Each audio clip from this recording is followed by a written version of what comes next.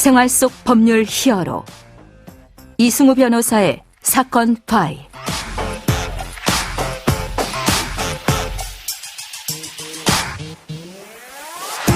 안녕하세요. 사건 파일 이승우 변호사입니다. 각종 사건 사고에서 여러분을 구해드리겠습니다. 오늘 열어볼 파일은 디지털 증거 조작 사건입니다.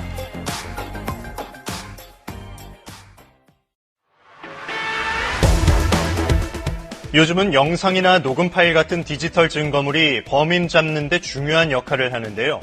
조작 가능성 때문에 법정에서 증거가 되지 못하는 경우가 종종 있습니다. 자, 어제에 이어서 이 디지털 압수와 관련된 여러 가지 디지털 포렌식 절차의 이 법원의 판단의 내용에 대해서 알려드리도록 하겠습니다. 이 유명한 이 제약회사와 관련된 아주 중요한 리딩 케이스이기 때문에 사건 내용에 대해서 여러분들이 이해를 해 놓으시게 되면 실제 이 사건 현장에서 압수수색을 하거나 또는 반대 입장에서 고소인으로서 압수수색을 요구하게 될 때 이 내용과 관련된 내용들을 하나하나 체크해서 확인해 보실 수가 있습니다. 자, 이 내용 관련돼서 법무법인 법승 박한민 변호사와 계속해서 이 중요한 리딩 케이스 내용에 대한 후반부 부분, 실제 1일 처분 후에 이 검사의 적법한 압수수색 처분 이후의 상황에 대한 법원 판단들이 어떻게 이루어졌고 또 검사가 그와 관련된 별건 압수 절차를 어떻게 위법하게 진행을 했는지를 하나씩 좀 살펴보도록 하겠습니다.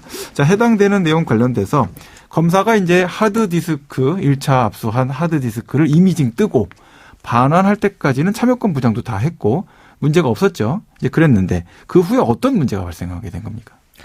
네. 지난 시간에 저희가 제1영장의 유효기간이 2011년 5월 2일까지라고 말씀드렸었죠. 맞아요. 5월 2일까지라고 했죠. 네. 네. 2011년 5월 2일이 지난 5월 3일부터 5월 6일까지 네네. 검사는 디지털 포렌식으로 복제한 제1차 복사본을 자신의 하드디스크에 2차 복사하게 됩니다. 네네. 그리고 그 2차 복사한 하드디스크에서 원래 제 첫 번째 영장에 있었던 배임이라는 범죄와는 전혀 다른 범죄들을 발견을 하게 되고. 그러니까 배임으로 처음에 영장을 받은 거다는 얘기인 거죠? 네, 맞습니다. 네, 배임으로 받았는데 배임 말고 다른 것들이 이제 증거에서 나타났다. 네. 그러니까 관련성 없는 증거들이 나타났다 이런 얘기인 거죠? 네, 맞습니다. 네네. 그래서 배임이랑 전혀 관련 없는 약사법 위반, 조세범 처벌법 위반과 같은 증거들을 발견하고 네. 이것을 문서로 출력을 하였습니다. 네네. 그리고 그 출력한 문서를 다른 검사 을에게 주게 되었고 네. 검사 을은 2011년 5월 26일에 이를 소명자료로 제출하면서 법원에서 다시 두 번째 영장을 발부받았습니다. 네네. 그리고 이 영장으로 검사 갑이 소지하고 있는 하드디스크를 압수하고 그 하드디스크에서 관련 증거들을 출력하였습니다. 네네네. 그래서 이에 대해서 원심 법원은 이제 검사의 처분이 5가지라고 보았습니다. 한번 정리를 쭉 한번 해주시죠. 네. 약간 여러 개가 막 등장하니까요. 네. 청취자분들이 이제 그 도표 같은 걸 보지 않아서도 말씀으로만 들어야 되니까 머릿속에 좀 혼란스러우실 수도 있거든요. 네. 정리를 좀 한번 좀 해주시죠. 네. 그래서 먼저 첫 번째 포렌식을 통해서 첫 번째 1차 복사한 것이 검사의 첫 번째 압수 처분이다라고 얘기를 했고 검사가 임의로 그 포렌식으로 복제한 복제본을 자신의 하드디스크에 복사한 것을 두 번째 압수 처분이라고 하였고요. 네네. 그리고 그 자신이 복사한 2차 복사한 하드디스크에서 별건 범죄 관련 증거를 인쇄한 것을 3차 압수 처분으로 보았습니다. 그리고 검사 을이 다시 검사 갑이 하드디스크를 압수한 것을 네 번째 압수 처분으로 보았고 그 압수한 하드디스크에서 다시 별건 범죄들을 출력한 것을 5번째 압수 처분이라고 하였습니다. 이게 이제 해당되는 내용 관련해서 이제 들으시면 이거 뭐 이렇게 복잡하게 나누냐라고 하겠지만 중요하기 때문에 5개로 나눈 건데 처음에 이미징 뜬 거. 그게 1처분이다. 네. 첫 번째 처분이다라고 본 거고. 맞습니다. 그렇죠? 두 번째로는 그것을 하드디스크로 옮긴 거. 그게 2처분이다. 네, 그 2처분. 그리고 세 번째는 그거를 출력한 거.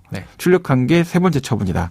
네 번째는 다시 다른 검사가 처음 처분을 했던 검사의 하드디스크에 대해서 압수수색 영장 집행을 한 게 4처분이다.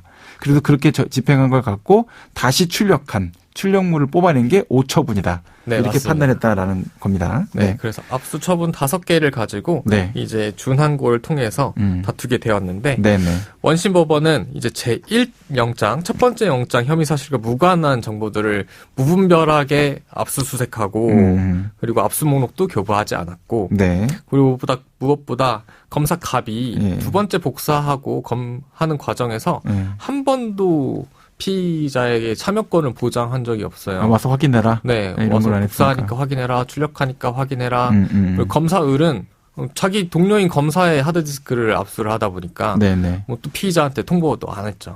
자신들이 이미 가지고 있는 정보라고 생각해서. 그래서 그런 이제 피의자의 참여권이 하나도 보장되지 않았기 때문에 원심은 5가지 처분을 각각 취소했습니다. 전부 다요? 네. 그래서 첫 번째 포렌식 이미징한 게 적법하게 압수했는데 왜 이것도 취소를 하냐라고 반문을 하실 수가 있는데요. 원심 법원은 애초에 1영장의 첫 번째 영장에 근거해서 무분별한 압수수색이 이루어졌기 때문에 그 압수 영장에 근거한 처분들은 그 적법성을 유지할 수 없다라고 판단해서 1영장까지 취소를 해버렸습니다. 전부 다 증거 능력 장치를 바탈하고 취소돼야 된다라고 판단한 거군요. 이에 대해서 이제 대법원은 더 그것보다 한술 더 떠서 제1영장과 2영장에서 있었던 모든 압수수색 처분을 하나의 포괄적인 압수수색 처분을 보면서 각 영장의 기재에 따라서 그래서 포괄적으로 보아서 전체적으로 위법성이 일정 수준을 넘어가게 되면 적법하게 압수된 거, 부적법하게 압수된 거 가리지 않고 압수수색 영장을 취소해야 된다. 이런 판결을 내리게 되었습니다. 자, 이제 압수 후에 혐의 사실로 기재되어 있지 않았던 그러나 새롭게 발견된 이 별건 범죄 정보가 발견됐을 때 그 경우에 어떻게 해야 된다라는 규정이 있지만 그걸 무시했다라는 게 이제 문제가 된 것 같은데 자 그러면 별건의 범죄 정보를 발견했을 때 압수수색 영장 범위를 넘어가는 그걸 발견했을 때는 원래는 원칙적으로 어떻게 해야 되는 겁니까? 네, 먼저 수사기관의 입장에서 말씀드리겠습니다. 수사기관은 압수수색 영장과 관련 없는 별건 범죄에 관련된 증거가 나왔을 때는 그 증거를 바로 압수할 수는 없고 거기에서 그 별건 범죄에 대한 압수수색은 중단해야 됩니다. 중단을 하고 바로 새로운 영장을 발부받아서 다시 압수수색을 진행해야 됩니다. 이제 피해자의 경우에도 별건 범죄가 발견된 경우에는 이것은 별건 범죄이다. 다른 증거이기 때문에 지금 2단계에서 압수수색할 수는 없다라고 명확하게 거부 의사를 해야 됩니다. 자, 이 사건 관련돼서 보면 이제 중요한 그런 영장주의 관련된 위반 문제도 검토가 있지만 이 디지털 증거와 관련된 증거 압수에 대한 중요한 쟁점들도 정리하고 있는 판례잖아요. 그죠? 자, 그러면 수사기관과 관련돼서 이 수사기관이 저장 매체, 그러니까 보통 뭐 PC, 하드 디스크 이런 것들인데 직접 검사실로 가져가거나 반출해 나가서 그 사무실에서 가져가는 거죠. 집에서 또 사무실에서 또는 전부 자체를 하드 카피, 뭐 이미징한다 이렇게 할 때는 어떤 경우에 가능한 겁니까? 전자정보가 너무 많고 그리고 다양한 사실들이 혼재되어 있는 경우, 범죄 사실과 다른 사실들이 혼재되어 있는 경우, 그리고 또는 이제 전문 인력에 의한 기술적 조치가 필요한 경우. 그래서 예를 들면 이제 비밀번호가 공개가 안 되는 이런 경우를 얘기하겠죠. 그리고 또는 이제 범위를 정해서 출력 복제하기가 어렵거나 불가능한 경우. 이런 때 예외적으로 이러한 저장 매체 자체에 대한 압수수색이 가능합니다. 실제 현장에 가서 이제 압수수색 현장 가서 집행을 같이 참여해 보면 제일 많이 문제되는 것은 압수수색 현장에서 검토되는 그 저장 매체에 이미 증거인멸 목적으로 삭제된 것으로 보이는 정황.